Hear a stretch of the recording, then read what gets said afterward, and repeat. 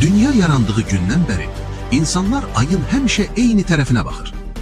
Bəs niyə ay öz ətrafında fırlanmasına baxmayaraq arxa tərəfini bizdən gizlədir? Səbəb gravitasiya kilidlənməsidir. Milyonlarla il əvvəl ay daha sürətlə fırlanırdı. Lakin yerin güclü cazibə qüvvəsi ayın fırlanma sürətini getdikcə yavaşlatdı. Nəticədə möhtəşəm bir tarazlıq yarandı.